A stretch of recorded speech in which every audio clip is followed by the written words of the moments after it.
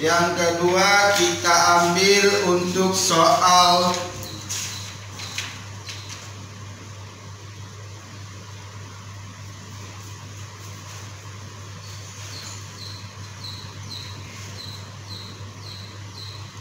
empat puluh delapan.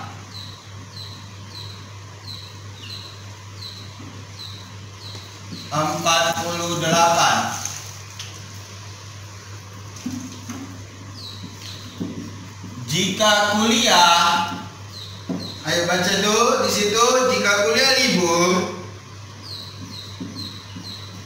maka saya akan pulang. Maksudnya di sini pulang kampung. Selanjutnya, jika saya pulang kampung,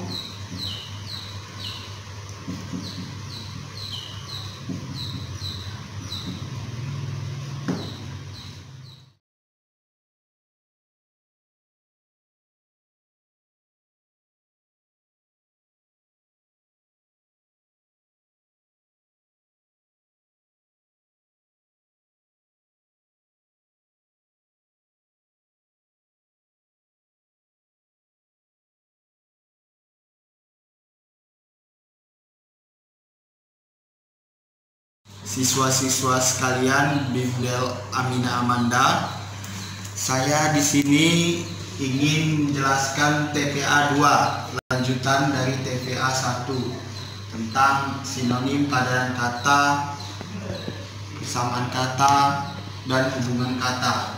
Selanjutnya kita masuk ke penalaran analitis. Nanti di sini ada soalnya nomor 1 sampai 20. Kemudian penalaran logis.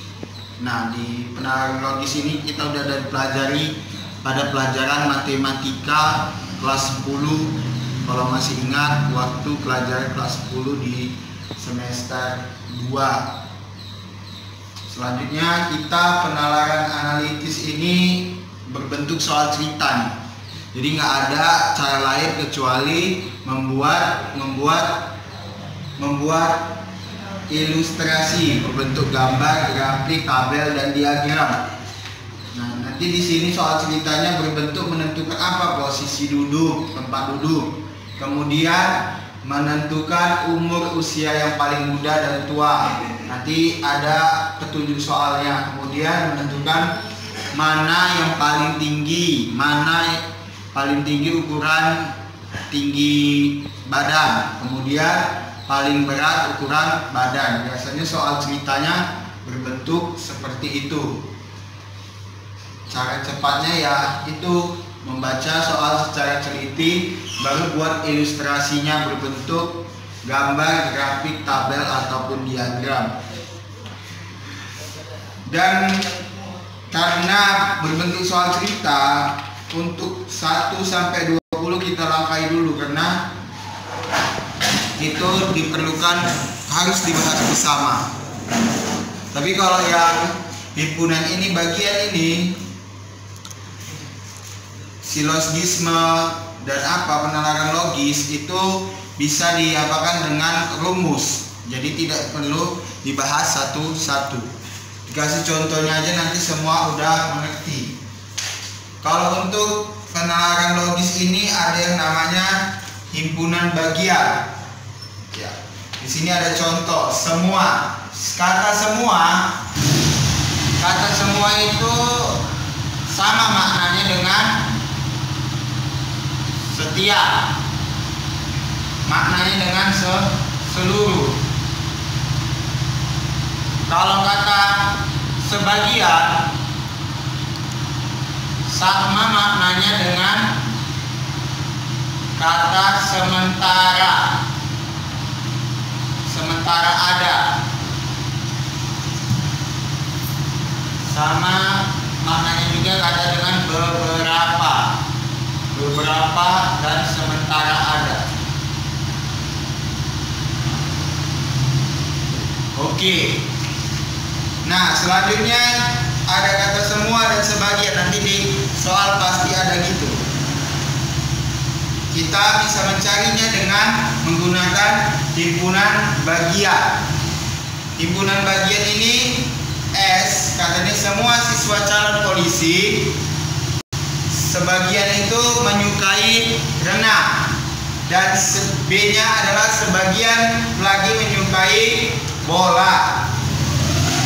Jadi makna C-nya adalah suka kedua-duanya, suka renang dan suka bola. Jadi ini menyatakan konjungsi dan menyatakan pilih gabungan, menyatakan gabungan, suka kedua-duanya. Disjungsi menyatakan pilihan, ya, pilihan, memilih.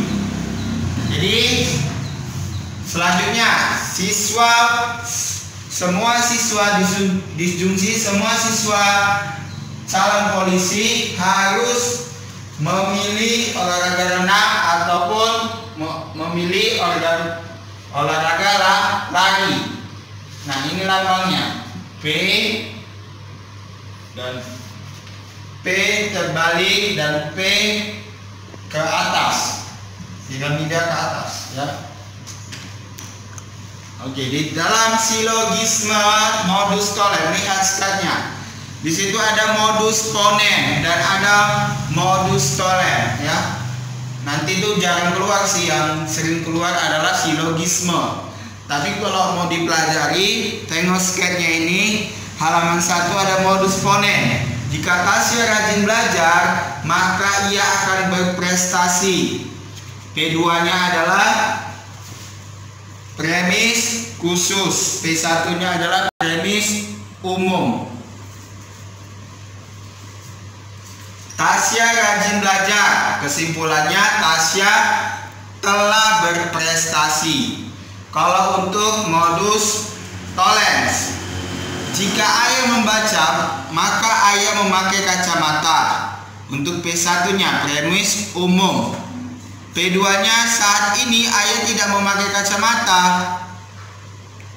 Kesimpulannya ayah sedang tidak membaca.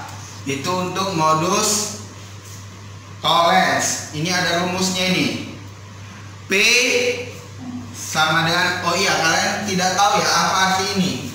Ini artinya ada kata, jika dijumpai kata dalam soal, ada kata maka, ada kata jika, itu harus dibubuhi tanda panah.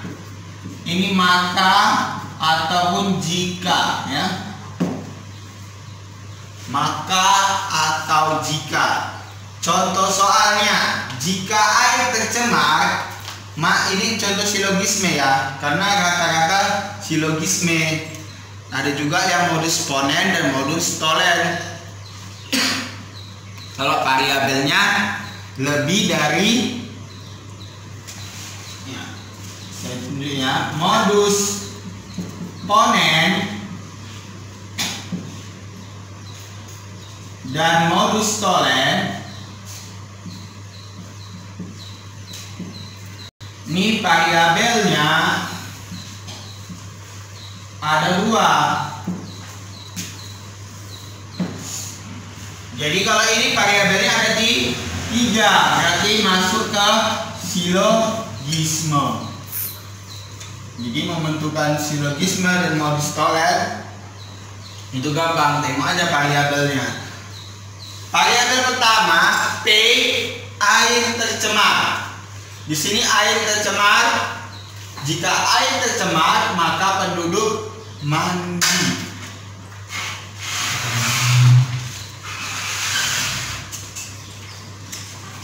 Selanjutnya, jika penduduk mandi, harga sabun meningkat. Nah, berarti jika air tercemar, maksudnya air yang ada di pam orang itu lah mungkin, ya kan. Baru orang itu mandi di sungai, kemungkinan. Maka P sama dengan Q untuk premis umum. Premis khususnya Q sama dengan R. Maka dapat ditarik kesimpulan, jika penduduk mandi, harga sabun meningkat. Konklusinya atau kesimpulannya adalah P menuju R, atau P maka R menjadi R, merupakan R. Jadi P-nya adalah air tercemar. Jika air tercemar, maka harga sabun akan meningkat, R. Oke, inilah untuk soal silogisme. Kita ambil lagi contoh soal